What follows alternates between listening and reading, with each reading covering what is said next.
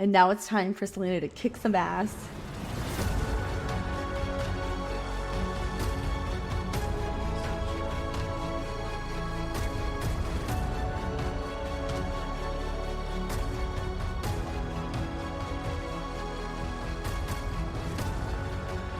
Hi everyone! Welcome back to the Book Joan Fantasy Podcast. We, Addison and Lorraine, are two best friends who explore the world of fantasy through books, shows, and movies, but with a heavy emphasis on books. This is our second to last episode for Throne of Glass, and we are finally getting to the end. We've solved the murders, and now we just need to see how these final tests play out. As a quick reminder, we will be discussing chapters 40 through 47 specifically, but it is likely that previous chapters will come up as well. If you have not read them and you don't want any spoilers, please pause here, go catch up, and then come back to us when you're ready. Furthermore, we would like to remind everyone that this is an adult podcast where we will have explicit conversations. Explicit language or potentially triggering topics may be discussed, so please be mindful of that and adjust accordingly. Just a few housekeeping updates really quick. Our final episode of Throne of Glass will cover chapters 48 through 55. I can't believe it. I'm so excited. But after Throne of Glass, we have decided to move into Crown of Midnight next. So if you are reading with us, go pick that up so you can have it ready to go. In addition, we are continuing with our House of the Dragon Season 1 recaps. So far, we have released 5 episodes, so if you are a fan of that series or you want an excellent show to watch, then definitely go check those out as well. And of course, our last housekeeping update is the Onyx Storm Countdown. Addison, how many days are we at? So from today, the day we're recording this, it is May 6th. And there are 260 days until Onyx Storm is released. Yeah, didn't feel like that big of a jump, and that's okay. Anyways, all right, that's all for our updates. And with that, let's get into the show. So per usual, first we'll be starting with chapter summaries to refresh our memories, which we have affectionately renamed as the book reports. Next, we will dive into a deeper analysis with key insights, observations, and questions from events in today's chapters. After the analysis, we will update our champions bracket. So if you're watching on YouTube, you'll get a fun visual of that. And then last but not least, we would like to end the episode on a good note by sharing our favorite quotes or moments. And without further ado, Addison, please take it away with our book report. Happily, Lorraine. Chapter 40. Celaena is awakened. This time, though, it's not Kale or Elena. It's by our sweet puppy Fleetfoot. After a night of dancing at the Yulma Spa, our girl is exhausted and sleeps until the afternoon. Dorian pays her a visit, and in a slightly awkward post-kiss encounter, Dorian and Celaena flirt and joke, but the conversation takes a more serious turn when Dorian sees Celaena's terrible scars from her time spent in Endovir. Meanwhile, Duke Perrington and Lady Kaltain are walking through the castle greenhouse. Perrington finally tells Kaltain everything, from who Lily Gordana really is to the details of the champions contest. Perrington and Kaltain concoct a plan to poison Celaena to give Kane the edge he needs to defeat her in the final duel. Chapter 41. Celaena is spending a quiet evening in her room reading. As she reads, she comes across the answer to the question we have all been asking for 300 pages. What is killing the champions? The answer is finally revealed to be the Ridderak. Celaena's thoughts begin to spiral as the implications of everything she has learned during her time in Rifthold comes to a head.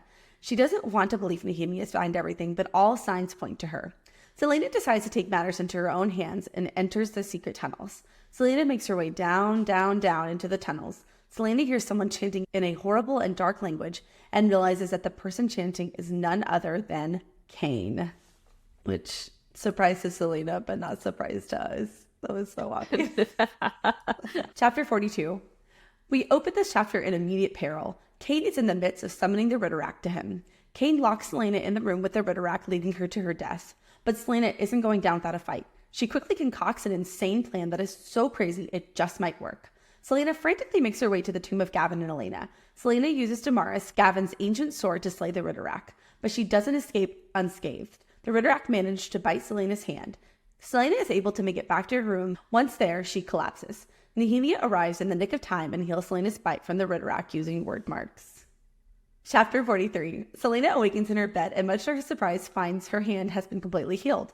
Nehemia is waiting for her, and Celaena decides it is time to tell Nehemia everything. Celaena confesses her true identity, and Nehemia blesses her with the name Alentia, spirit that could not be broken. The next day, Kale and Celaena make their way to the training room. As they walk, Kale asks Celaena if she knows what she is doing with Dorian and warns her to use her brain. Gee, what helpful advice. As they leave the training room, they run into the King of Otterlin. Chapter 44. Celaena is utterly and entirely shaken by the king's presence. Afterwards, Kale is contemplating their interaction with the king and the mysterious circumstances surrounding his return. The king has returned, but every soul in his party has succumbed to a supposed poisoning of their food stores by rebels. Kale can't help but wonder about the potential consequences of Celaena winning the contest and being set loose in Aurelia once again. Kale decides that ultimately he just needs to focus on solving the murders and getting through the final duels. Chapter 45. The next day at training, Celaena decides to warn Nox about what's really going on in the castle. In as few words as possible, she leads Nox to the answers. Nox quickly surmises that Lady Lillian is actually Celaena Sardathian, Otterlin's most famous assassin. Celaena insists that Nox leave the castle as soon as possible for his safety. Later that night, Nox slips out of the castle without a word to anyone. Later on, Kaltain is making her way down the hallway. Plagued with yet another headache, Kaltain notices a figure approaching her, and it seems to have strange wings and whispers and shadows around them.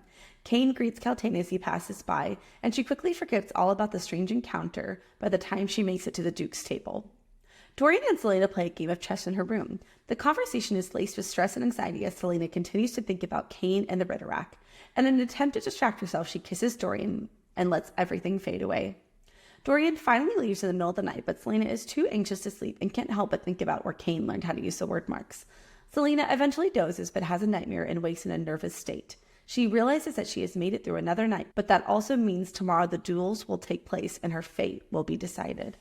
Chapter 46. Dorian decides to go into the woods to clear his mind, but he can't seem to shake thoughts of Celaena and his feelings for her. Meanwhile, Celaena is also in a contemplative mood. As she stands on her balcony overlooking the city, she can't help but think about her future and what it would mean to serve the king. And also what winning or losing would mean not just for her, but her friends also. Chapter 47. It's duel day. Perrington and Kaltain move forward with their plan to poison Celaena.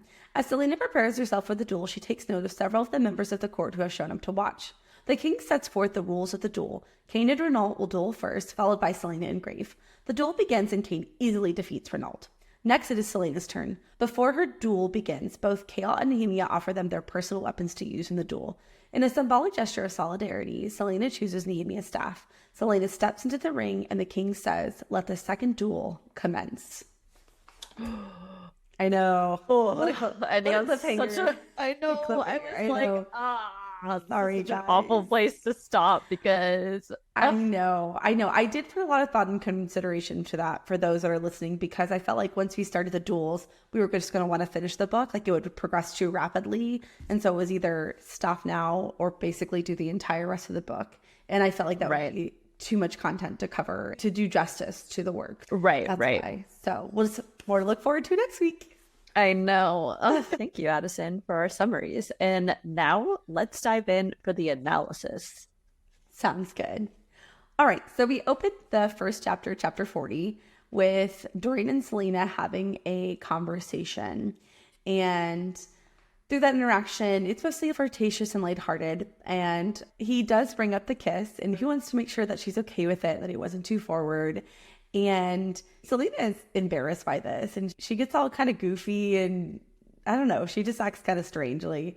And he says it's as if you've never been kissed. And she says, "Of course I've been kissed." She snapped, trying not to think about Sam and what she shared with him. And so I just noted this because we really don't get a lot of information about the backstory with Sam. I don't know for sure. Obviously, I'm just speculating here, but I do think we're going to get Sam's backstory in the Assassin's Blade when we cover that, maybe a little bit in Crown of Midnight. But I just want to note that this is just further confirmation that they did have a romantic entanglement. And so I'm curious to learn more about that. And I'm also sad because we know that Sam is dead. And so that means her first love is gone. So I'm very sad about that already. Heartbreak is on the horizon. I know I'm not ready to do that because I feel like when we go back in time to Assassin's Blade, I think there's going to be a lot of tears. Lots of waterworks, I think, for sure. I will openly cry on this podcast. Yes, same. Especially if a lover dies. That's like, I love the romantic aspects of books. So if somebody dies, I'm just like, I'm so sad. It's okay. This is a safe place for everyone. So come as you are. I know. The other thing that I thought was interesting from their conversation was the portion where Dorian notices the scars on Celaena's back. And again, we've had several discussions about the fact that both Dorian and Chaol have been pretty naive to Celaena's experiences, but as she's opened up and told them more about what's happened to her, they have developed a soft spot for her for sure. And I thought that this was just more confirmation of that, because she takes note that there was something wary in his gaze and something unspeakably sad. And then he says, "Your scars are awful." And then she replies with, "We all bear scars, Dorian. Mine just happen to be more visible than most." And they've been really appalled. They're really taking in the fact that Celaena at such a young age has had such horrible experiences in her life. And that's just not something that they've ever experienced. And I think her response also shows a lot of courage. She doesn't allow the horrible circumstances to keep her traumatized indefinitely. She has made an effort to move on and make the best of life despite her past. So I thought just that whole conversation was really touching. Yeah, I agree. And we'll talk about this in a later chapter, but when Nehemia gives her the name Spirit That Could Not Be Broken, I feel like this is like kind of a call to that, right? It's such a touching moment also. I'm excited to talk about it, but we'll wait till we get to that chapter. Yeah.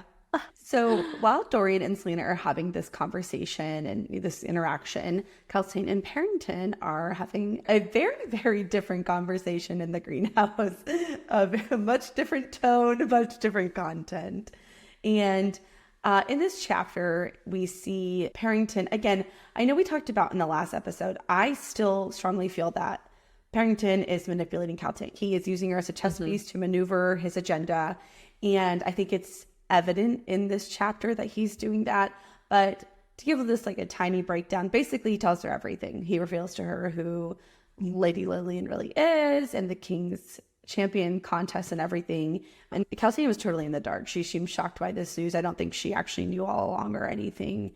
But there are a couple of interesting, I guess, kind of details in this chapter that we thought were important to note. First off, after Perrington finally tells Kaltain that Lady Lillian is Celaena Sardathian, then he actually ends up asking her to help him poison her. Okay. Yep. Who's the assassin now?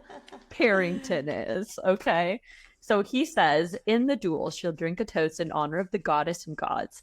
I was going to ask you to preside over the toast as a representation of the goddess. Perhaps you could slip something into her drink." I also just want to clarify that when Perrington asked Kaltain to poison Celaena, his justification is that he just wants to weaken her so that will give Cain the edge in the duel. It's not to kill her, because even Kaltain is kind of like, oh, to kill her? That seems a little extreme. So I did want to clarify that the intent is not to kill. However, I don't believe that's how it's going to play out, but I just wanted to note it.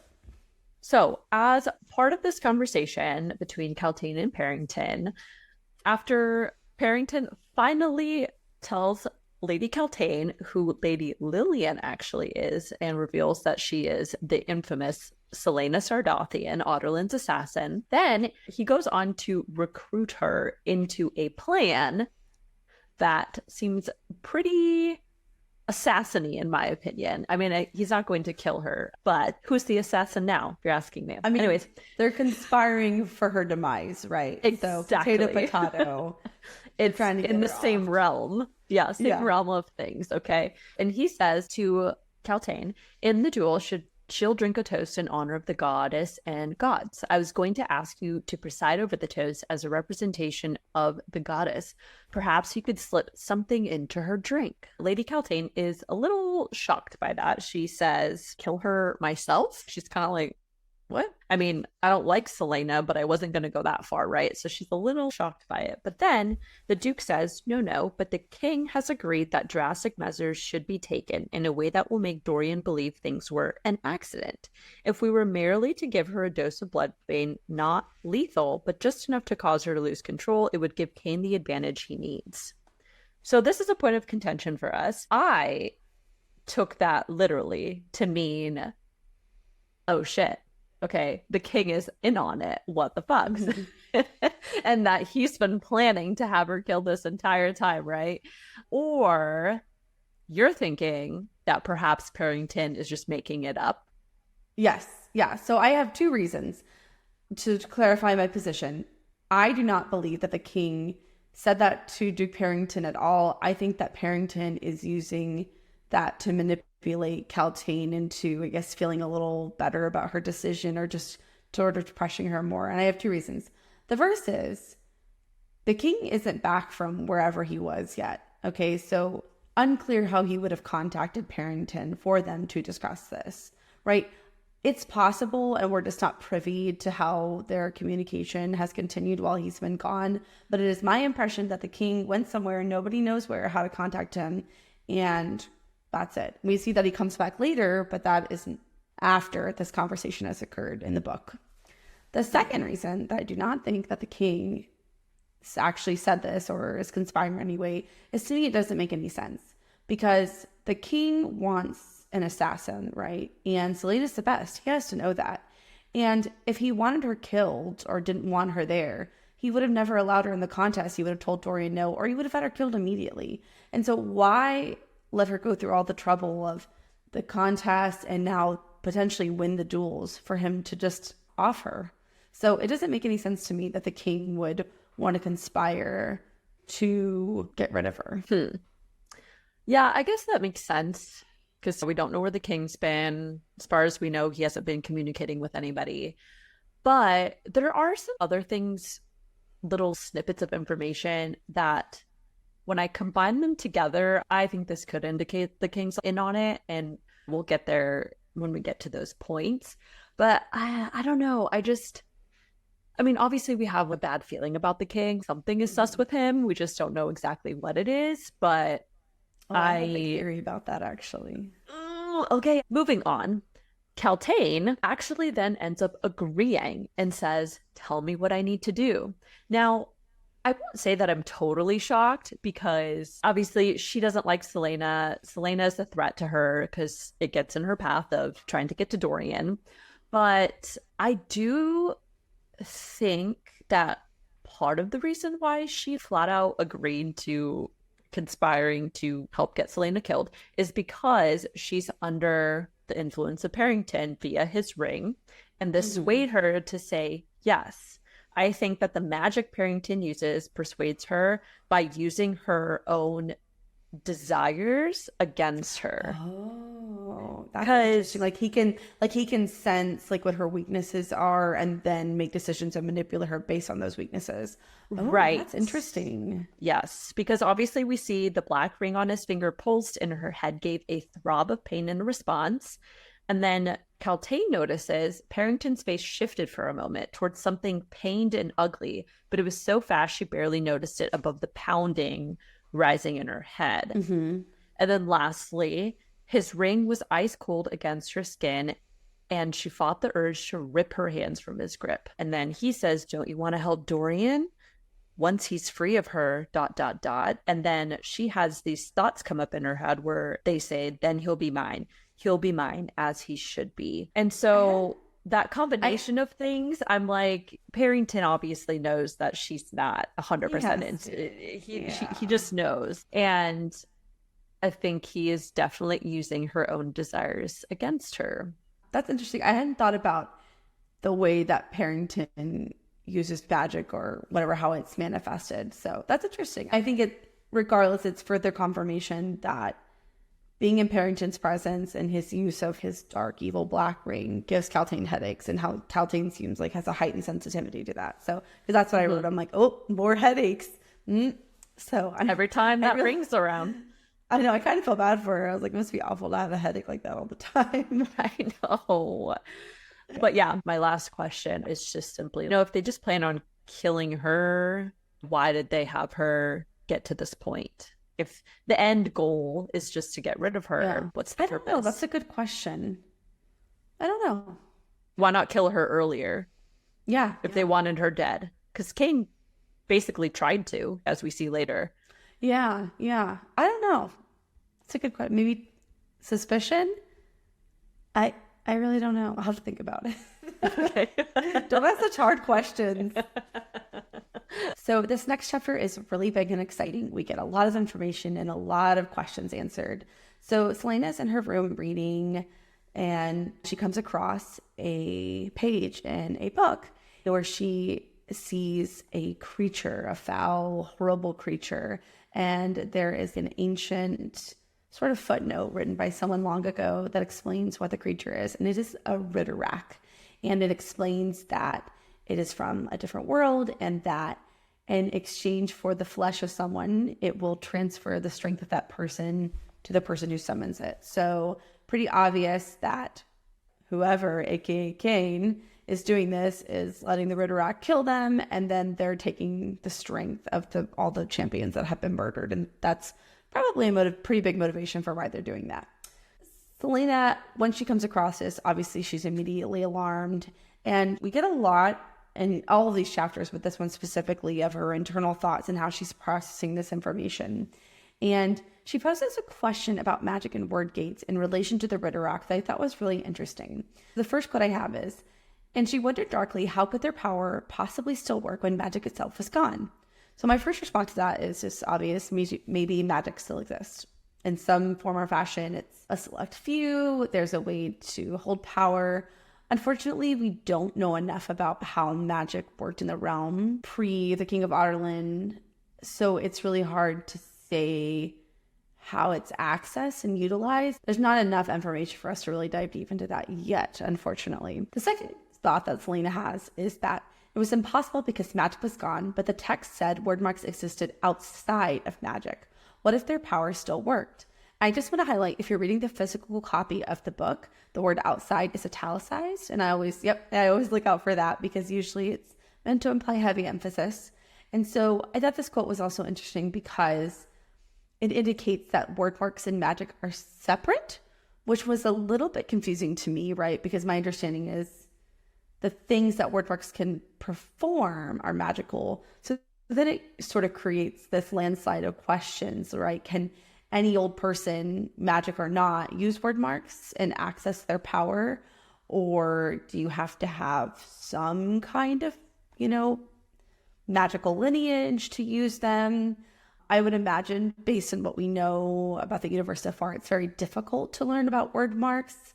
Basically, all information about them has been destroyed. So it pretty much would have to be learned pre-King of Ireland's destruction of information and knowledge, or it has to be information that's literally passed down by word of mouth, which we know would also be very difficult because the king pretty much murdered anyone who knew anything about magic, and or anyone who is still living who knows those things.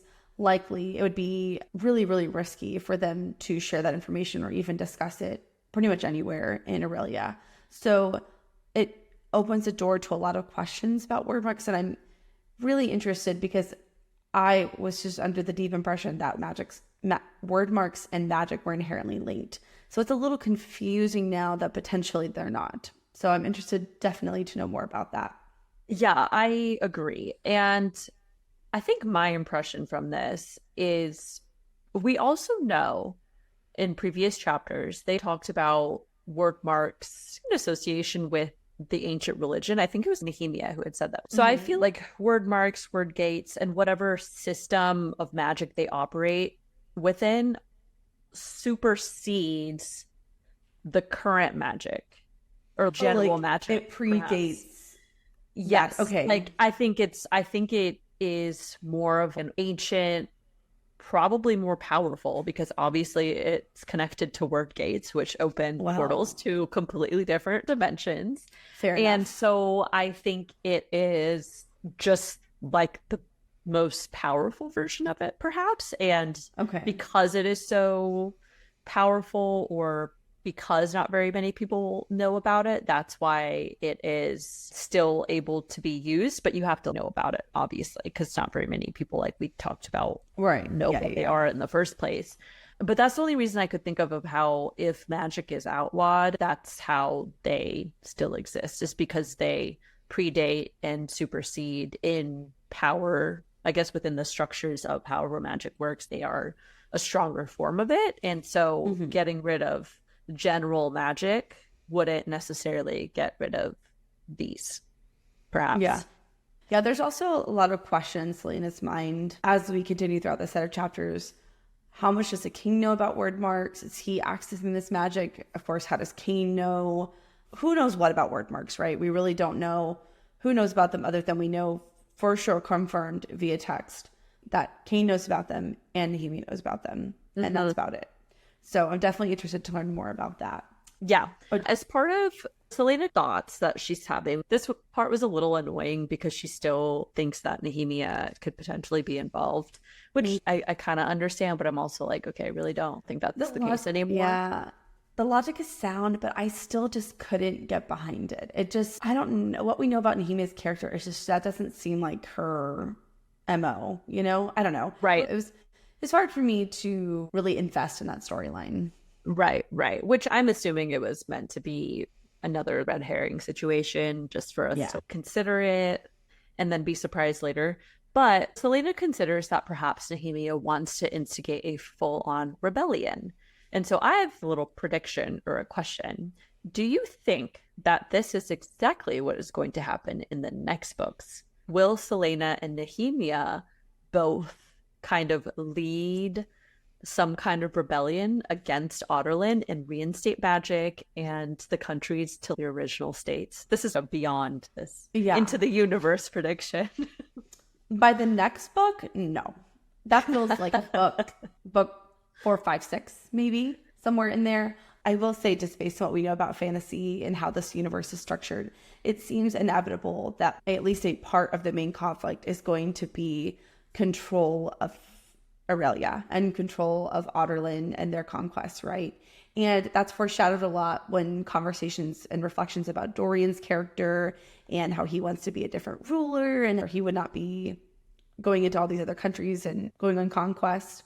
So I feel that is inevitable in some form or fashion. However, I don't think the conflict is going to be as straightforward as that. I don't think it's just going to be there's a rebellion, they're trying to overthrow the evil king. I think there's going to be a lot more at play. I think there's a much deeper rooted evil that is probably going to be the overarching conflict. I think that the king of Adarlan is going to be like a mid-level boss. You know what I mean? Like he's not the end boss. You know, he's like halfway through the game. So it's really hard just based on what we know about this world to put a place on where that storyline will pick up and take place. But I think it's definitely fair to say that that's going to come up. Okay. So then to follow up, are you admitting that you believe the king of Adarlan is involved with this evil? When you say this evil, what do you mean? Do you mean the Ridderak? I mean, the Ridderak is one part of it, but whatever network of evil is going on, that Cain, the Ridderak, whatever other thing that Elena is referring to, that she needs Celaena to help conquer and destroy. Oh, well, obviously. I think it's pretty obvious that, I mean, he disappears under mysterious circumstances. He returns in even more mysterious circumstances. And I actually have a theory about the king and what his motivations are, sort of, which we'll discuss in a different chapter. You look so beautiful. I don't understand why. Did I walk into a trap? I'm confused. Well, because now I'm just like, okay, so then how do you not think that he knows what Perrington is planning? Because I think those are separate. I don't think those are separate things, right? Evil has a purpose and a motivation. Real evil is not just going around just killing everybody, right? And so it doesn't make sense to me that the king would want to have her killed. I think that Celaena is useful to the king to further his evil agenda, and she's worth more alive to him than dead. You little goofball. You're not gonna trap me, okay? You're not gonna trap me. I did 10 years of competitive debate. You got nothing on me, Lorraine. Nothing. It's unfathomable to me that they are not connected to each other and that the king wouldn't freaking know. Do you want to make a bet? Anyways, what's the prize? What are we betting? Loser has to Venmo the winner money for dinner. Dinner on the loser. Okay. I'll do it. Okay. I'll bet. All right. Okay. All right. Yeah. Okay, so just to clarify the terms of the bet, I do not feel that the King of Adarlan is involved with specifically the plot for Duke Perrington and Kaltain to poison Celaena, thus having her weakened and killed by Cain in a duel. I do not believe that. And your point is that you feel that the king is involved, that Perrington's statement about the king wants it to look like an accident is accurate. Yes, exactly. Okay. So we're betting on a fictional evil king. Okay, yes, I love this. Okay. Yeah, Okay, first bet of our podcast so far. We have not done this, but we're doing it now. So place your Seems bets, like a everybody. really odd thing to go all in on, but that's fine. I bet heavy on the favorite. All right. Anyways, okay, we'll move on from this point. Back to it. Back to it. As Celaena has all of these thoughts about Nehemia and the Ridderak and everything that has transpired, she decides that she's not going to be a sitting duck, that she's going to go to the tunnel and she's going to confront whoever she thinks it's Nehemia. Obviously it's not, but she's going to go and confront this evil. And she comes across and she hears someone chanting. And to quote the book directly, because they do a good job of describing the sound of the chanting, it didn't speak any tongue that she recognized. It was guttural and harsh and grated against her ears as if it sucked the very warmth from her bones. And I thought this was notable, one, because it's such like a vivid description of a voice, right? You kind of cringe a little bit when you hear it. It has to sound really harsh and guttural and just, I don't know, icky. So I thought this was interesting because our impression based off the snippets of backstory we've got for Celaena is that she's pretty well traveled, right? We can assume that her work took her to many different places.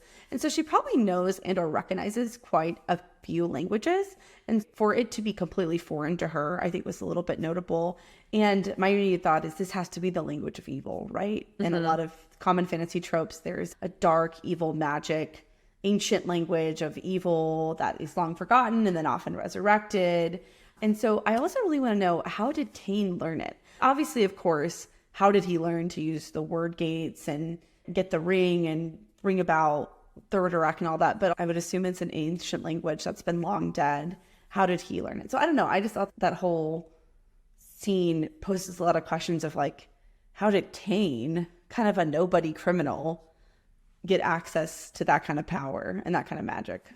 Well, the only thing that I can think of that comes to mind is, remember we were speculating about in the last few chapters, obviously Dorian knew about the Dark Lord Erewhon and how the amulet was the thing that allowed the Queen Celaena to see him and identify what he really was, and then that shocked the Dark Lord and Gavin slew him, etc., etc.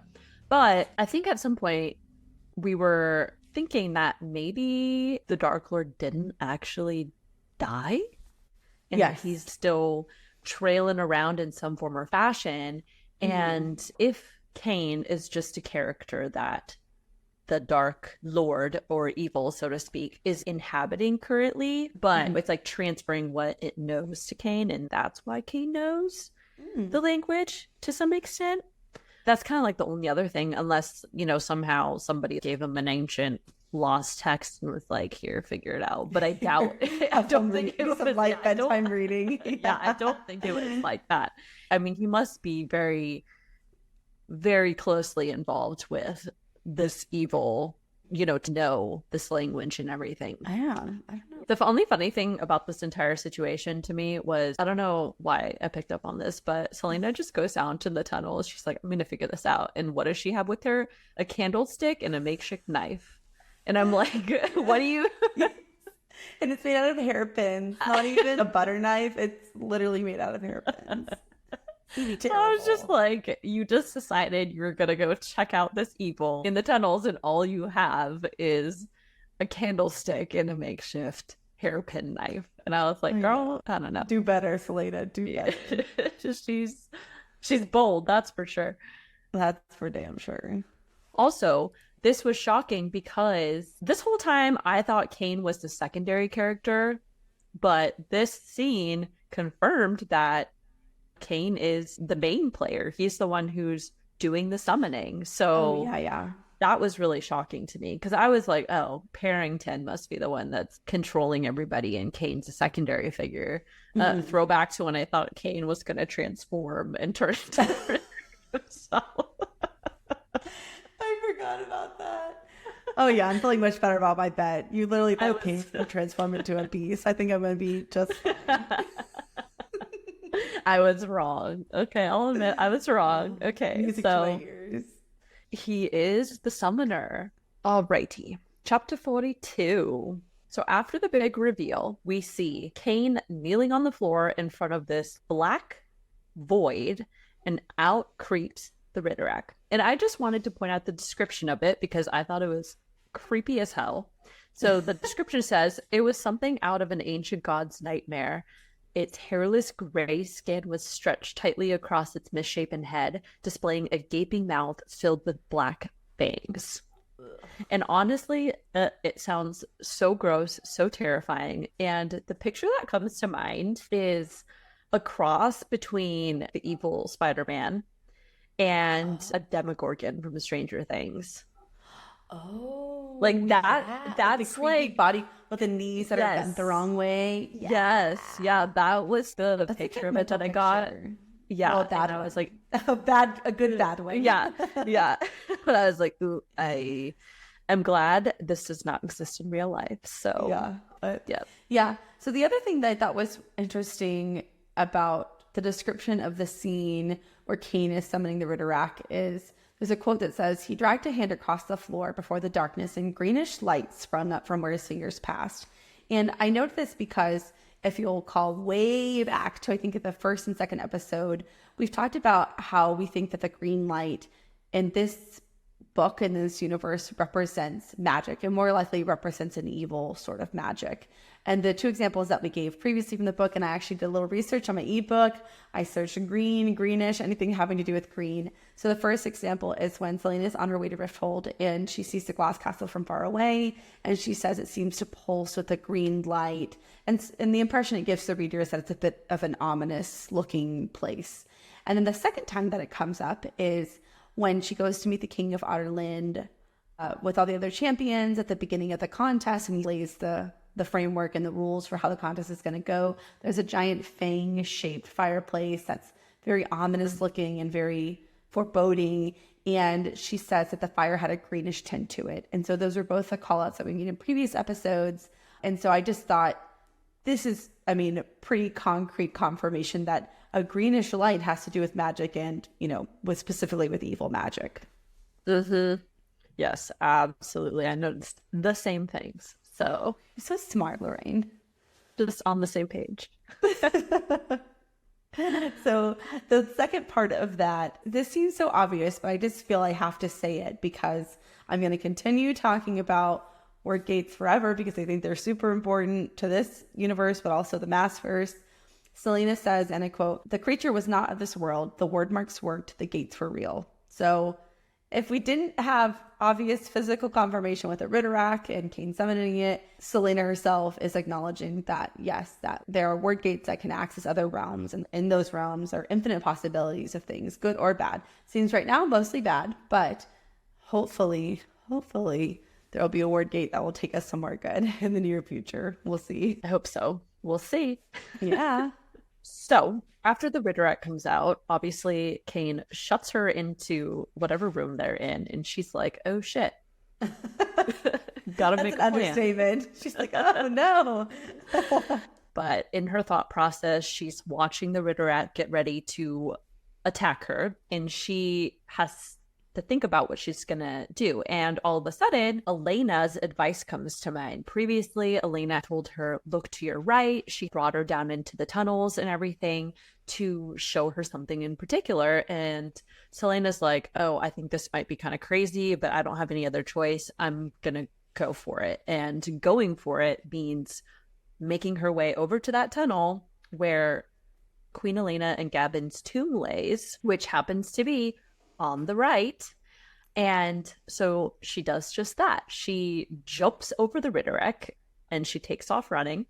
She gets to the tomb, and in that room is Gavin's sword. And we know Damaris has been used to slay evil before, and it's going to do it again. So she takes Damaris, and right in the nick of time, she swings around and slices into the Ridderak's, like, I think through the mouth, basically. I thought it was more she shoved it up through the roof of its mouth, right? And okay. Brain. This is really graphic. I didn't mean for it to be this way, but and that's how he was able to bite her hand, is when she made the upward thrust to slay it. Okay.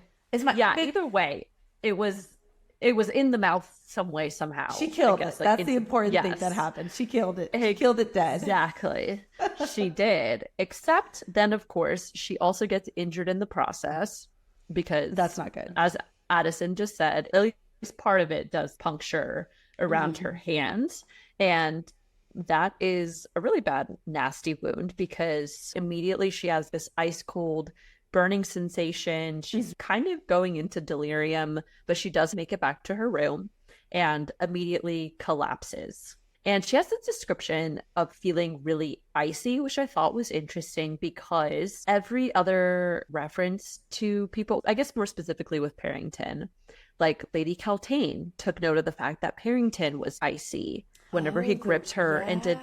Yeah, that definitely has to be connected. That whatever evil power, one of the ways that it harms or how it feels is in this icy, a cold manner. Sensation. Yeah. Devoid of warmth, I guess. Yeah, that's a perfect way to describe it. Anyways, she makes it back to her room. She's collapsed. And as she's sitting there, thinking she's going to die, Nehemia miraculously arrives and she picks her up to the bathing chamber, gets her all cleaned up. And Celaena takes note of the fact that Nehemia starts saying something in a language that she doesn't recognize. Her quote was, "The princess held her firm, saying words in a tongue that the assassin didn't understand. The light in the room pulsed and her skin tingled. Celaena found her arms covered in glowing turquoise marks." Word marks. So, my first question about that is this the same language that Cain was using to activate the word marks to open the word gate? I don't like, is it a so. similar? Well, I was thinking about this because I think we came to a conclusion back in previous episodes where we figured that the word marks are morally neutral. Right. And so I'm wondering if you can use the same language to access them, but depending on the combination of things that you're saying or whatnot, obviously that corresponds to whether or not it's evil or good. I just wonder because there was such a vivid description of how it sounded when Cain was summoning the Ridderak. Remember, it was guttural and harsh and sounded not of this world. And I feel like Celaena would have had the same visceral reaction had Nehemia's words sounded that way. I do wonder if the way the words are spoken, like the words may be the same, but the way they're spoken is based on the intent. So if it's to heal, it has a healing connotation. If it's to harm, it has a evil, dark connotation. I don't know, because I mean, logic would seem to dictate that the word marks would have one universal language. If we're presuming they're morally neutral, which I think it's fair to say that they are, given one was used to summon a Ridderak and one was used to heal Celaena and save her life. So, right. I don't know. That's a good question. Yeah, I was curious about that. But the other thing that I thought was interesting was that they were turquoise. And if we remember, Nehemia's mask that she wore at the ball was turquoise and gold, I think. I don't know. It was definitely turquoise was one of the colors. I don't know what it means, but it was something similar. Yeah. Yeah, just a connection. Yeah. Now, I did have a couple follow-up questions just about the word gates in general and then Cain's relationship to the Ridderak. Obviously, Cain opened a word gate using word marks and a spell of some sort, but I was wondering, does that portal remain open until it's closed? And if it does stay open, are we going to see more of the Ridderaks coming out? Or do you think it was just a one portal, one Ridderak situation? That's a good question. My gut reaction is that a very, very common trope in pretty much all of fantasy is that magic always exacts a price. There's always a price you have to pay, right? And I would imagine that there's a price that Cain has to pay each time that he summons the Ridderak. If you recall, there's a description about how his hand is bloodied. And maybe it's as simple as he has to slice his hand and do some drops of blood. But I would imagine that it's usually some kind of physical sacrifice, some for your strength, blood, etc. And so I would think that it's a very temporary portal. I think to hold a portal open for any length of time would require someone very powerful and a much deeper understanding of magic. I don't think that the portal is probably open for very long. I think if Celaena were to go back down there, I think it would just appear as a closed room. Yeah. And I feel like also now that the Ridderak has been killed, it probably also would close. Because I'm assuming the Ridderak, I think, goes back into the portal after it's done with its business. Right? Yeah. I don't think the Ridderak is actively living in the castle or anything. I think it's pretty clear it's called, used, and then sent back to where it came from until the next time it's called again. So I think that's fair. Okay. You would be able to hide it in the castle. That's true. Well, I mean, not that anyone goes in the tunnels except for Celaena, but still, I think you would probably know about it. Also, I want to clarify how this relationship works between Kate and the Ridderak. So the Ridderak is the thing that actually consumes the victims, and then it will transfer the power it gets from the victim to the summoner. Mm-hmm. Do you think those word marks are used to not only summon the Ridderak, but also to command it? Yeah, I did wonder about that because we don't really get a good sense of how sentient the Ridderak is. To me, it reads like it's just a mindless killing machine. Anybody who would have stumbled in there, it probably would have attacked. But obviously, it begs the question then, why wouldn't it just turn around and attack Cain? So I think you're right that the summoner, based on how the word marks are utilized, probably maintains some control and power over it. Otherwise, it wouldn't be a very useful tool because it would just kill anyone who summoned it. So I would say probably yes, based on what we know so far. I'm not confident that we'll ever see a Ridderak again. I think it may have just been the current evil for the purposes of the plot in this story. I definitely think we're going to see evil access through word gates again, but I'm not sure we'll actually come across another Ridderak. Okay. Sorry, I had a lot more questions than I thought about this. My next question is, the Ridderak submits to Cain, and I can't help but think that this must be a clue as to how powerfully evil Cain is, because I would imagine it doesn't just show reverence to anyone, or maybe it's just based off of purely whoever commands it. Yeah, I think it's more like who holds the leash is who it responds to, who's summoning it. So it doesn't really matter. Okay. Yeah, I think anyone evil with the right word marks could have summoned it.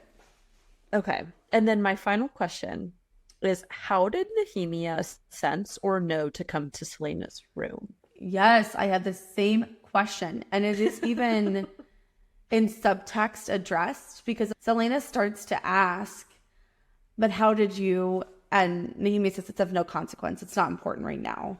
And that was what I wanted to know, is how the hell did Nehemia know? I don't think that she was involved with the Ridderak anyway, and that's what drew her to that space. But I did wonder what made Nehemia, she just happened to come to her room at that time. No. She had to know something was up. Right. Well, that's what I was thinking. We know Nehemia knows about the word marks and is able to heal Celaena with them, and she was just really sketch about what she knew about them at the beginning of the book. But I kind of feel like maybe Nehemia is aware that there's some kind of evil, and maybe that's part of the reason why she's been learning about word marks. I was kind of thinking maybe she's had experiences with this outside of the current situation.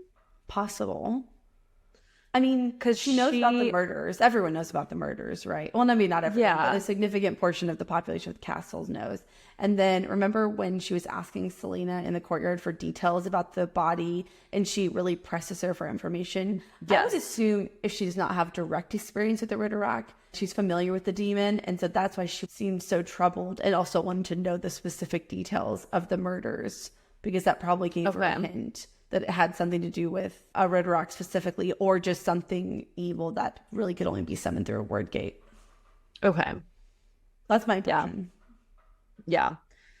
So, I don't know. I feel like maybe there's some kind of general connection with use of word marks in this particular type of magic, because if Nehemia knows them, maybe she's able to kind of sense when it's being used. And so that's how she knew that Cain, or well, she didn't know who it was, maybe, but she could just sense that something with word marks was active, and maybe she followed this, like it was like a little source, and she followed to the source because she could feel it. I don't know.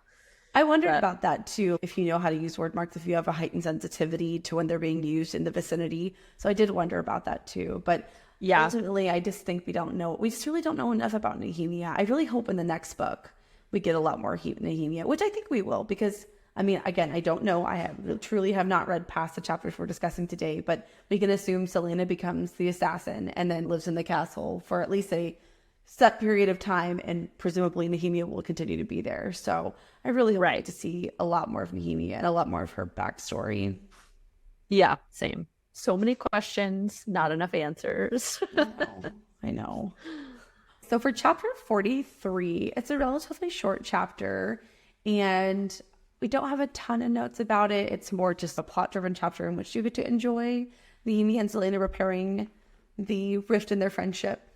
Celaena awakens in her bed and finds Nehemia there, and they basically have a heart-to-heart where they confess not totally everything, but pretty much everything.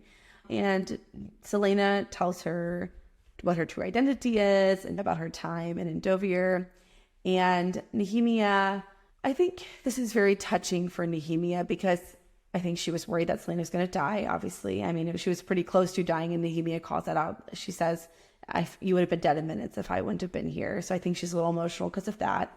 I think she's emotional because Celaena is sort of in a heightened emotional state, and I think maybe both of them were feeling some tension because there was a strain on the relationship because Nehemia says something about, you looked at me with mistrust in your eyes and that hurt. So I think both of them were kind of like, I was mad at you because you were mad at me.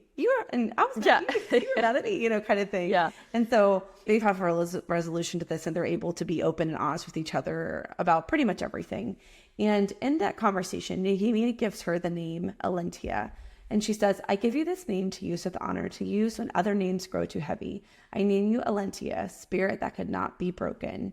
And there's nothing distinctly magical about the event that transpires, but you get the sense that there's something a little bit more symbolic to it than just her speaking the words. Celaena describes feeling the name sort of fall upon her and take root in her. And so I had some questions about this. What does it mean, right? In general, what does it mean? And does it have magical connotations? Is this something that Celaena is going to be able to access and call upon later? I can't really think of how it could be magical, but just when you start talking about names, I get excited, as we've discussed in a previous episode. I get very excited when we start talking about names. But I also wondered, too, if maybe it's specific to Eelway. And if she ever finds herself in need of help, she can use the name among people from Eelway, and they'll know that they can trust her. Like, it may have more cultural significance there. Or if she ever finds herself in a situation with a bunch of rebels or strangers and they're unsure of whether they can trust her, she can speak the name, or that they can sense that this is a gift that Nehemia has bestowed. Because even Nehemia says, I would like to give to you what I have given to few before. And so implying that Nehemia is giving some kind of special gift. So I would obviously just wish that everything was explained to me and I knew immediately, but of course that's not how reading works. But I would love to know, I guess, more what it means. I think that point about it'll have significance, at least in Eelway, I think that's a really interesting point. It will probably be useful to her later and will be like a code for, you can trust me. You can trust me. Friend of Nehemia. Yeah. Yes. But I really like that conversation with them because I'm just really happy that they're friends again. Me too. And that they were able to confide in each other. I can't imagine how difficult it would be to conceal your identity from someone, especially if you consider them to be a good friend.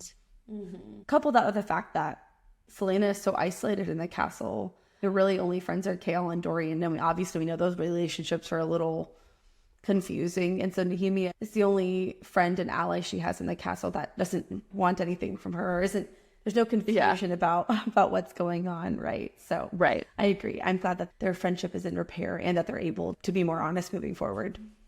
Yes. But of course, the one question that remains is, why didn't she tell Nehemia about Cain and the Ridderak? Yes, that stood out to me too. Why? And why didn't Nehemia ask? Because Celaena, I think, even says she didn't tell Nehemia of Cain and she didn't ask. It's like, you saw the body. Nehemia has to know that some kind of creature attacked her. So I did think that was a little odd too. I wonder if they're both doing the protective thing, because it's the same reason why Celaena doesn't talk to Dorian or Chaol about what's going in there either. I mean, part of it with Chaol was the fact that she'll have to admit that there's these secret tunnels, and obviously that's not great for her future plans. But there is this, I think, a degree of trying to protect them, maybe to some extent, or it's possible. Just worry that because she still doesn't understand what it is, she's not sure who she can fully confide in with that information. Yeah, I think she wants to be sure about what it is, what they're used for, what the potential of use for the word marks and everything is going to be before she decides who she can talk to about it with. That's fair. I agree. This next chapter is relatively short. The whole chapter takes place in a hallway with Chaol and Celaena. And as they're walking to the training room, they see that the king of Otterland has returned from his mysterious travels. And Celaena has the same visceral reaction to seeing the king as she did the first time. She's filled with dread and anxiety, and it leaves her feeling really, really discombobulated, out of sorts. It's a very visceral reaction that we see her have. And so obviously we know that the king is up to something. He has mysterious travels, and when he comes back, his entire party is gone, dead under mysterious circumstances. And in general, we know all of his conquests have been marred with evil deeds. But when Celaena sees him, she describes him in a really interesting way that I wanted to call out. She says, "There was darkness in his eyes that felt cold and foreign, like the gaps between the stars. Could one man destroy a world? Was his ambition so consuming she could hear the din of war?" So for my second batshit crazy theory of the podcast, my first one was about the Mass verse. This one is not as well founded, so I'm just going to introduce it here, and I'm going to continue to support it. In the previous episode specifically, we called out the idea that perhaps the Dark Lord still exists in some form or fashion, right? I don't think he's just walking Aurelia doing evil deeds, but his essence, sort of like a Sauron, Voldemort kind of vibe, okay? So my question is, what if the king is actually possessed and therefore being controlled by an evil spirit, specifically Erewhon? Sort of like a Professor Quirrell situation in Harry Potter. This is really the only major evil that we've been introduced to in this story, but they have mentioned him a couple of times. And I don't think we can ignore the significance of the fact that Elena and Gavin's tomb is introduced, the sword of Mars that we use to slay him, the Eye of Elena, the amulet that's given to Celaena, was also integral in getting rid of Erewhon. And so I really do wonder, because the king, it's not just that what he does is evil, but it seems that his very presence reeks of something evil and darker. It seems like a basic human, even a really evil one, wouldn't have that kind of effect on someone. And we've talked about how Celaena also might have a heightened sensitivity to magic, giving her mysterious past. And I wonder if that's why she has such a visceral reaction to the king, because what she's actually sensing is an evil presence that has taken over the king. I don't know. It's my batshit crazy theory. Obviously not a lot of evidence to support there, a lot of just circumstantial speculation, but for now, I'm going to stick to it. Oh, I 100% agree that there's like something. Yay. Oh, yeah, there's no way. From the very beginning, I was like, something is off with this kid. He's creepy. He gives off a weird vibe. He's always out here doing random stuff that nobody knows about. It's just very suspicious. And she says, as she's watching the king, something dangerous lurked about him. It was an air of death that she'd felt standing before that black void summoned by Cain. It was the stench of another world. And on top of that, in the very beginning of the chapter, it says, Celaena's heart gave a screech and dove behind her spine. Each of the little scars on her hand throbbed.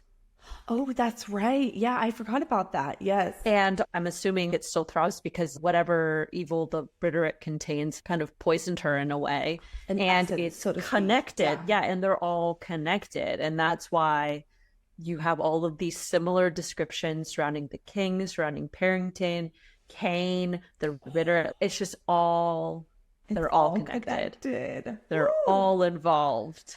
We need to get you a cigarette and some red tape and some pictures for the wall.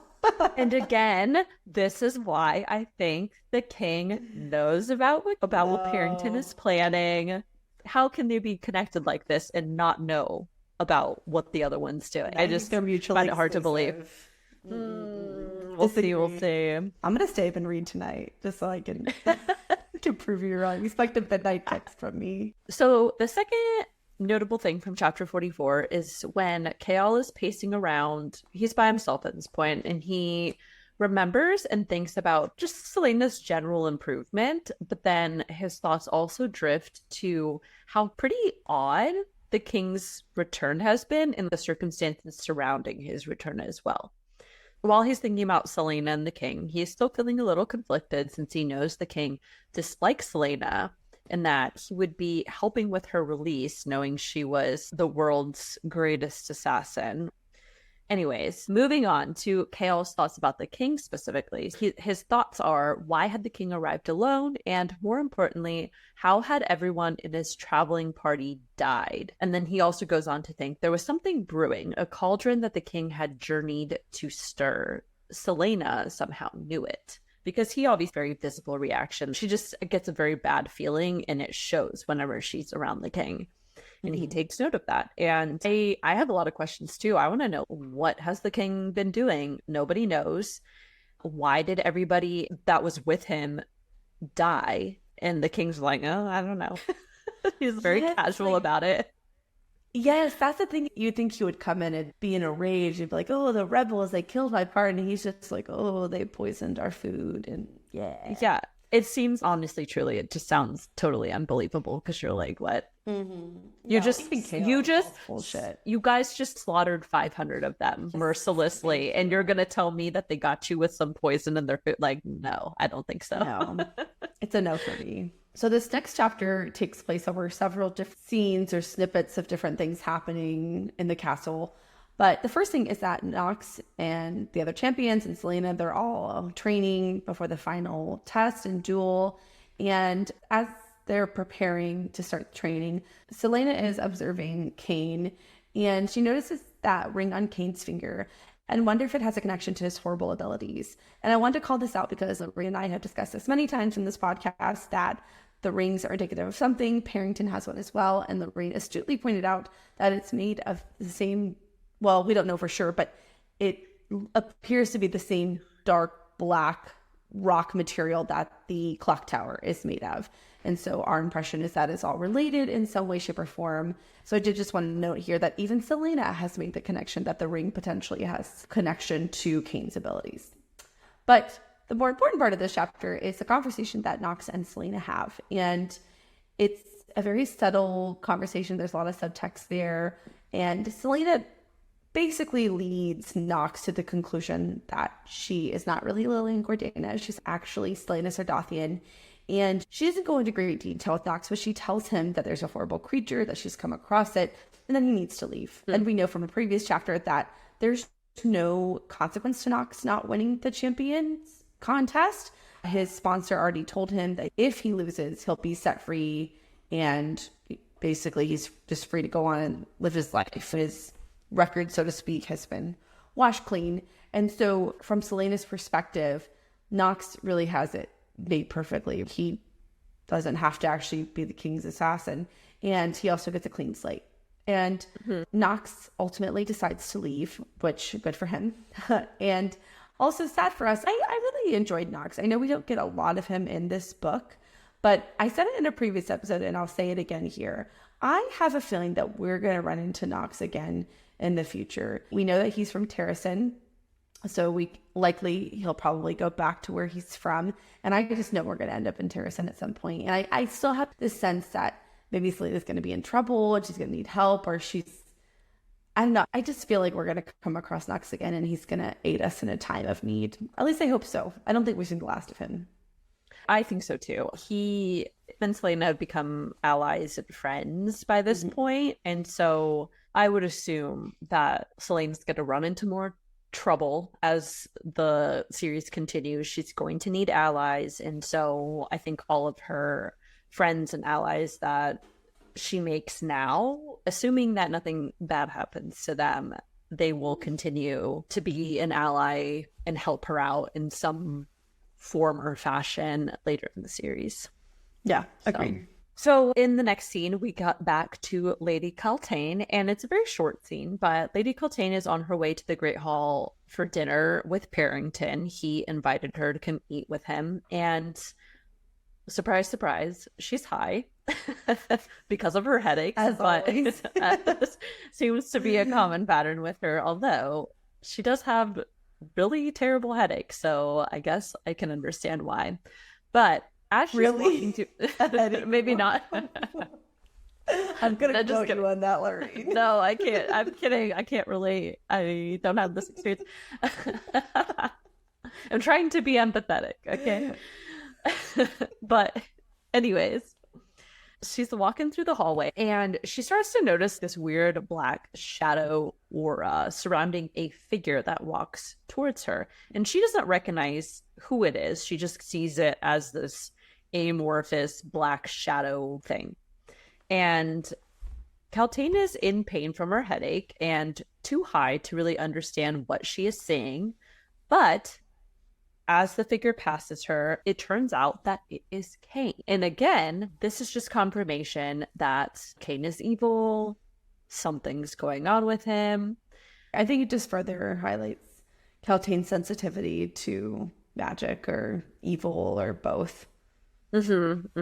So later on in chapter 45, Celaena is back in her room and she's playing chess with Dorian. And she's thinking about a multitude of different things. She's still thinking about the word marks, the word gates, and how she can't reveal anything to Dorian because she's afraid that somehow, some way, it'll get back to the king. And she just ultimately doesn't know who she can trust about the situation. So she has a little bit of a debate about that internally. In addition, she is also still continuing to think about Cain and the Ridderak. The other thing in that thought is it's pretty noteworthy that she is actually very frightened by Cain and what he might do. She's genuinely afraid. Even in this chapter, she keeps Dorian with her to pass the time and keep her company because she doesn't want to be left alone because she's afraid that something could very happen to her.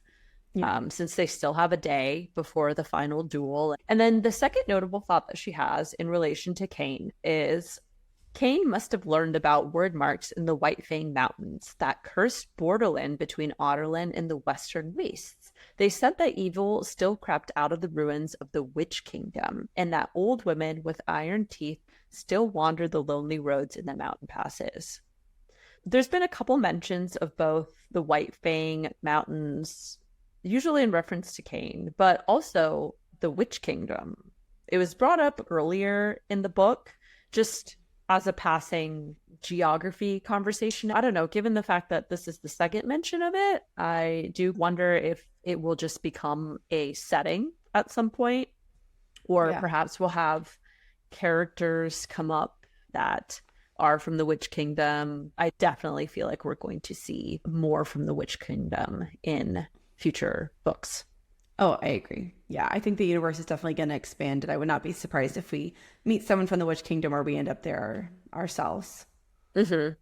So at the end of the chapter, Celaena, after Dorian leaves, she's having trouble sleeping, but she does eventually succumb and doze off. And we get a brief glimpse into her mind as she's having a nightmare. And in a weird way, it's very detailed and also not detailed at all. There's nothing distinguishing about it.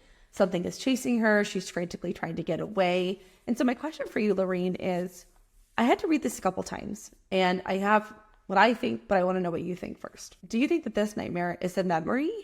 It's an imagined nightmare, like something that just her imagination created, like the Ridderak chasing her, for example? Or do you think it's a premonition of the future? Oh, that's interesting.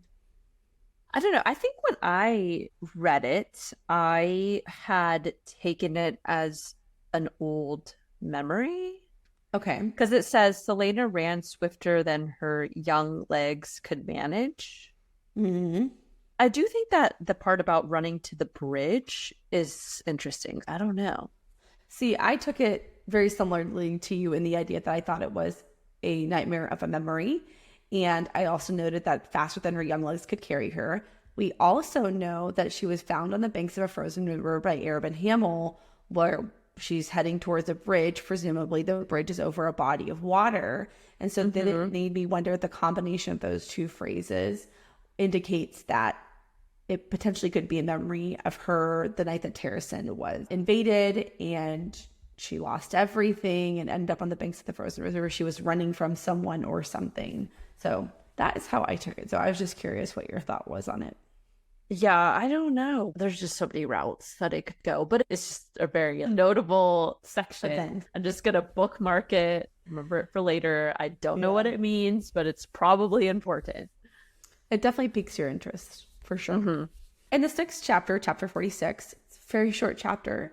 Not a lot happens, so we do have just a few call-outs for you. The first is that Dorian goes into the woods and he's going before the final test and duel to clear his mind. He's having all these feelings about Celaena and everything going on. And he says he'd gone too far. He should never have kissed her because now, no matter how he might have once envisioned his future or who he thought he'd spend it with, he couldn't imagine being with anyone else, wanting anyone else. This is pretty heavy language from Dorian. I feel this is definitely indicative that his feelings have really deepened into something more.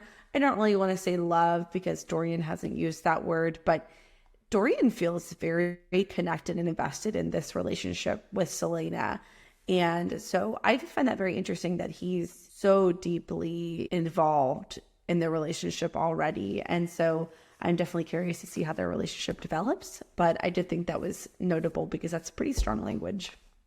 It definitely is, which is also interesting just because his previous comment before that, which I had taken note of, was that he says, but Celaena, he didn't know how she felt. She'd kissed him greedily at that, but the women he'd loved in the past had always been eager.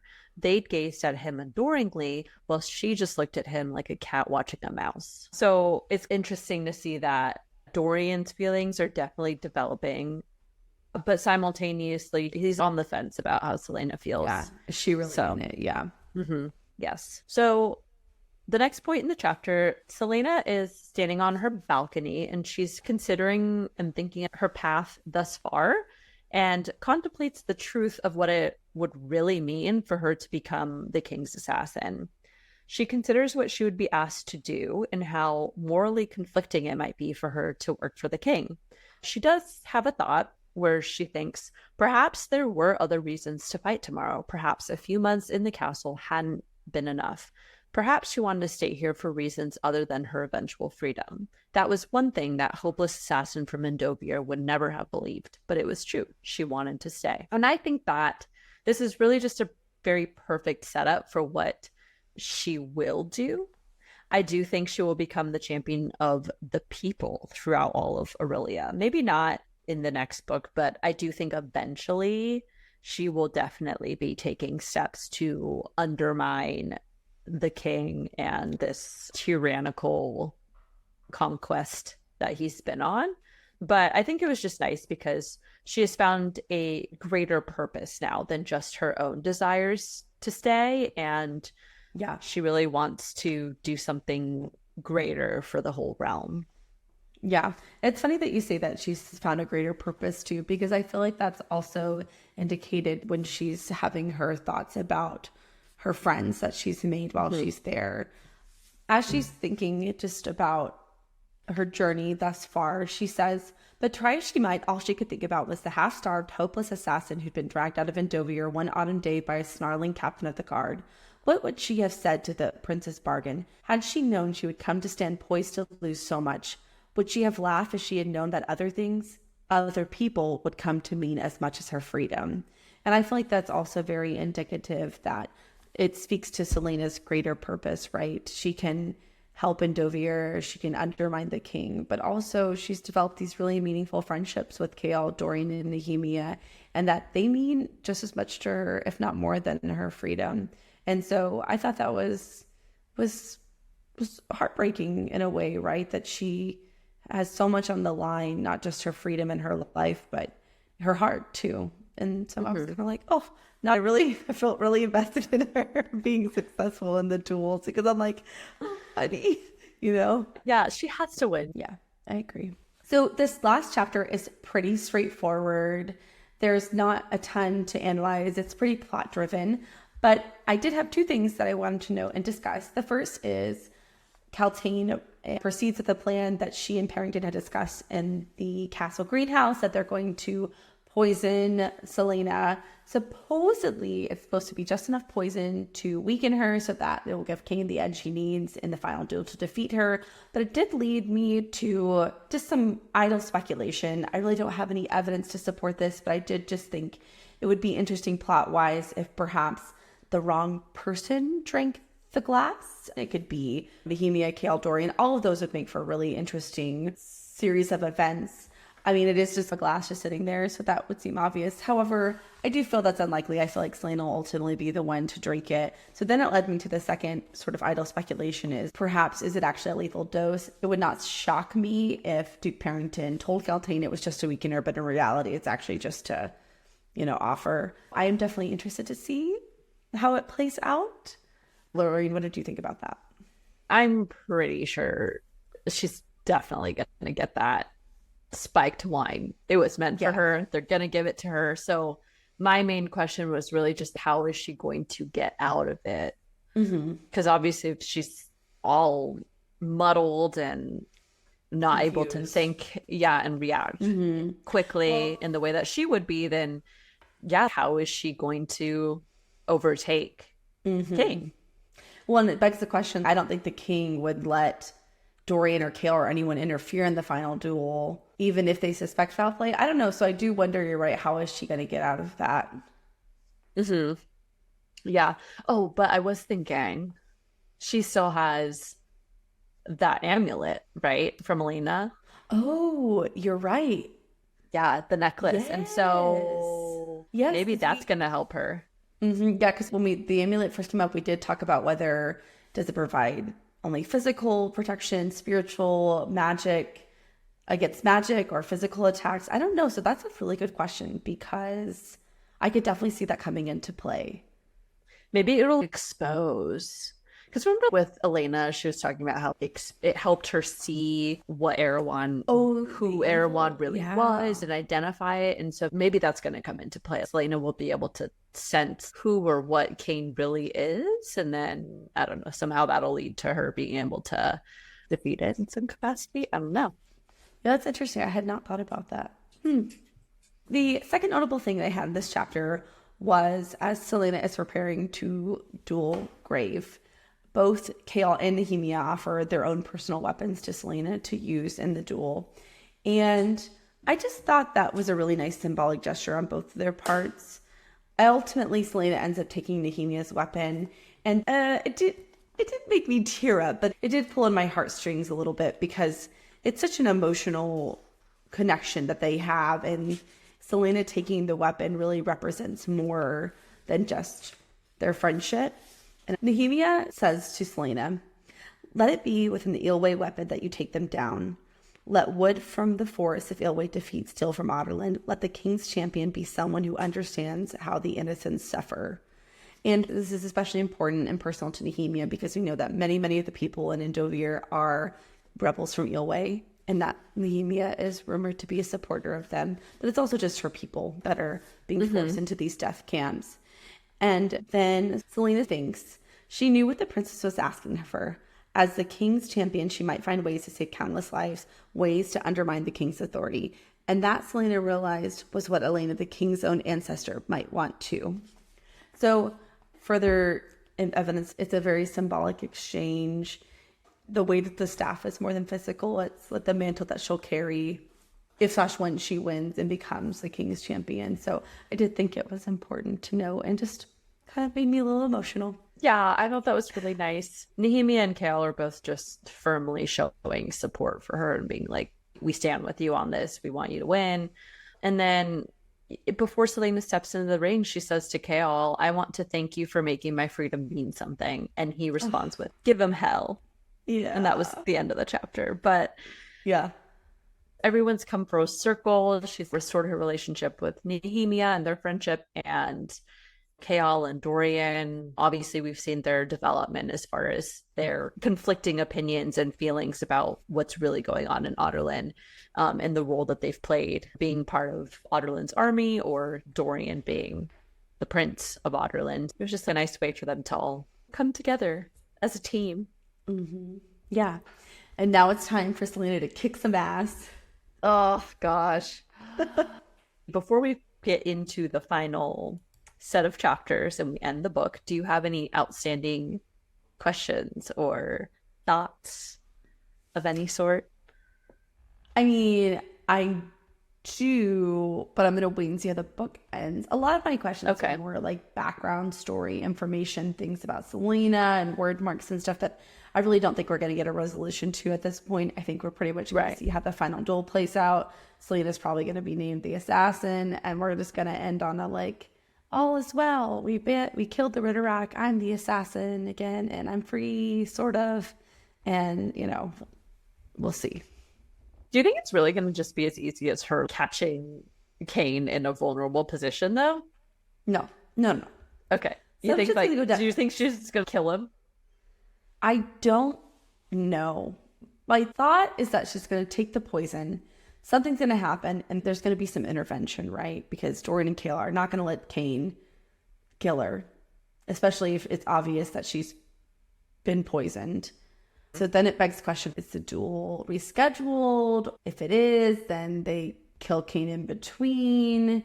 I don't know. Maybe Nehemia kills Kane? Somebody else kills Kane in defense of Celaena? I could definitely see, because Nehemia definitely is not going to stand there and watch Kane slaughter Celaena. I feel like it ain't going to happen.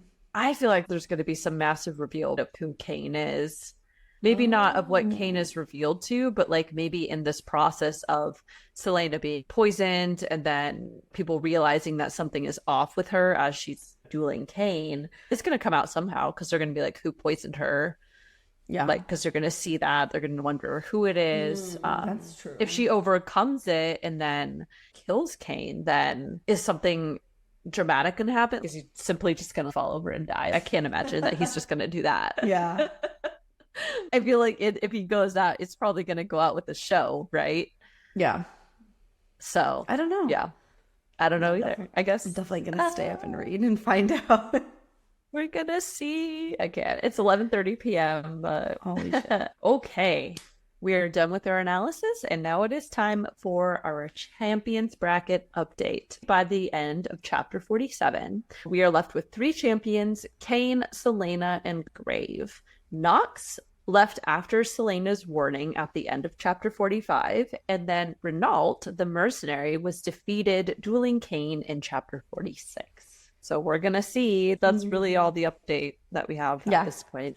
No Very straightforward. No more tests. Yeah, just Nox leaves, Renault's defeated. It's down to the final 3, baby. Yes. Obviously, we know it's going to be Celaena and Kane at the very end of this. Of course. But yeah, we got to see what happens. I'm really disappointed that these champions tests didn't turn out to be a bigger part of the plot. I agree. The few, like the poison test and then when they're scaling the wall and she saves Nox, I really like those scenes. Those are some of my favorite scenes in the book. I could have done with a little less love triangle and a little more tests, honestly. Yeah, especially because the love triangle didn't amount to anything. I'm like, what is this all Well, for? not yet. Like, we don't know. What's okay? I know, but I was like, if you're not going to give it to us in this book, if the triangle's not going to come to a resolution in this book, then we could see a little bit less of it. You could just spread it out more, I guess. True. But yeah, I would have liked to see a little more action. Yeah, same. All right, we are finally almost done with our episode, and as promised, to wrap it up, we will be sharing our favorite moments. So, Addison, what were your favorite moments or quotes? So, I only had a few. The first is I really liked when Celaena was finally able to tell Nehemia everything, and then when Nehemia gives her that special name, really just that whole scene between the two of them was really nice. I'm just happy that their relationship is in repair, and it's nice to see a relationship that's meaningful to Celaena outside of Dorian and Kale. So I really like that. I also just enjoyed, similarly in that regard, another relationship outside of Dorian and Kale. I also enjoyed Nox and Celaena's scene. I know we didn't get a ton of their interactions and friendship in the book, but it's pretty clear to say that Celaena obviously cared enough about him to warn him, to want him to be safe. And so I really hope we get to see him in future books, but I really enjoyed just that interaction and Nox coming to the realization of who she really was. And then but you're a girl. I really enjoyed that. And then last but not least, when Nehemia offers Celaena her staff and she accepts it. And with that, the implication and the duty that befalls on her, not just to take the weapon and win the duel, but what it will mean for her to work for the King of Adarlan in ways that she can help sabotage or undermine the king's agenda and represent the innocents that have been and will be affected by the king's choices. So those are my favorite parts. What were your favorite parts? My favorite moments, I actually really liked the Ridderak scene because it was just so exciting and thrilling. Yeah. I feel like it was the first point in the book where I was really like, oh my gosh, what's going to happen? And of course, we also get more information about the fact that we finally know what the creature is, and then also the word marks and see them working in real time. That was one thing that I liked. My next part that I liked was still, obviously, we know at this point that I'm team Dorian. So when he says, because now, no matter how he might have once envisioned his future or who he thought he'd spend it with, he couldn't imagine being with anyone else, wanting anyone else. And I just like it because I'm a romantic and Dorian's a romantic. So, it's get cute. her from you too. And then my last favorite thing was everything that she says to Nehemia, but also her final words with Kale before she leaves. And she says, I want to thank you for making my freedom mean something. And he responds with, give him hell. And I was like, Yeah, yes. that is sweet. You're right. Yes. Every time I think I have my favorite moments, then you say yours, and I'm like, oh yeah, those are my favorite too. There's just so many good moments in the book. So you can never just pick a few. And with that, we have reached the end of our episode. So thank you all so much for joining us for another episode of the Booked on Fantasy podcast. As always, we would love to hear your thoughts. So if you enjoyed this episode, please subscribe to the podcast, leave us a review, or share it with all your friends who love fantasy fiction as well. You can also keep up with us on a daily basis by following us on social media, which all of the links to those will be linked in the episode description below. That is all that we have for you today. Stay nerdy, everyone, and we'll catch you next week for the final Throne of Glass episode where we cover chapters 48 through 55. Bye! Bye! And eventually they do kiss. And wait, no, I didn't make that wrong. Nope, I went ahead. Whoops. I'm like thinking I'm wrong kissing chapter. There's a lot of kissing and not kissing in this chapter, okay? This next okay. Maybe in another life I'll be an FBI agent. Just kidding. I'm too unserious to be. Oh my god, Lauren, FBI you'd be a terrible FBI agent. Oh my god, it'd be so bad. No. I'd be putting the wrong people in jail. You would like turn it into like there's a mole in the FBI.